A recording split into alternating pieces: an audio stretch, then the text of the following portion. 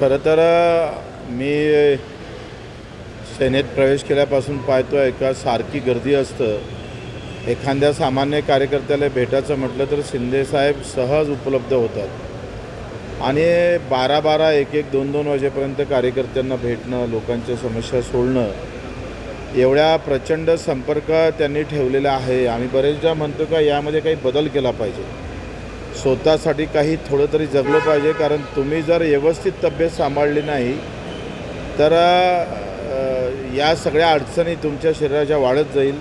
ते पुन्हा आज आपण ऐकायला भेटले का त्यांची तब्येत काही हॉस्पिटलला भरती करावं लागली. त्या दिवशी त्यांना ताप होता तरीसुद्धा ते बैठकीत उपस्थित राहिले होते. 24 तास कामात राहणारा माणूस आणि आता इतर पक्षांच्या तब्येती बयकल्यामुळं त्यांना स्वतःची तब्येत शरीरानं थोडं शांत राहायला सांगितलं असावं. मला वाटतं त्यांनी थोडीशी आता विश्रांती घ्यावी थोडीफार स्वतःच्या तब्येतीसाठी आणि ते लवकर बरे व्हावे आणि पुन्हा लोकांच्या लोकसेवेमध्ये त्यांनी रुजू व्हावं अशी प्रार्थना करतो. चांगली गोष्ट आहे. आखरी भाजप शिवसेनेचा जो खरा विचार आहे त्या विचारानं उद्धव साहेब आता एक पाऊल टाकत आहे, तर मी त्यांना खऱ्या अर्थानं शुभेच्छा देतो.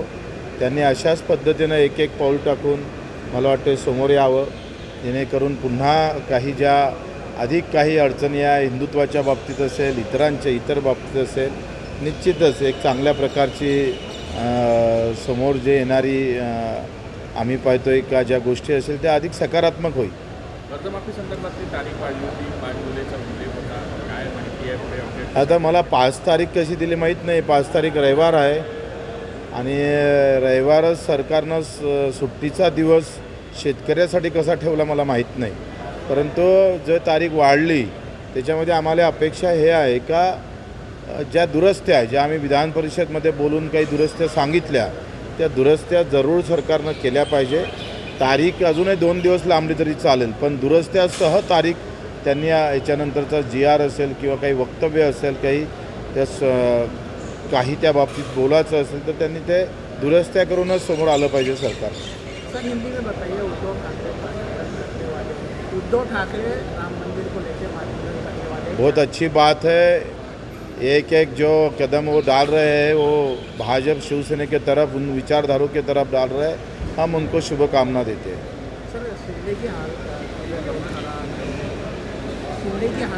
बहुत खराब है. लोक संपर्क, लोगों को मिलना, खुद के लिए कोई अपना टाइम नहीं बचाकर लोगों के लिए दौड़ते रहते हैं. इसी कारण उनकी अब थोड़ी विश्रांति उन्होंने लेना चाहिए. बहुत सारी पार्टी की तबीयत बेकार हुई है उनके कारण, ज़्यादा दौड़ते, इसलिए थोड़ी अब विश्रांति की ज़रूरत है.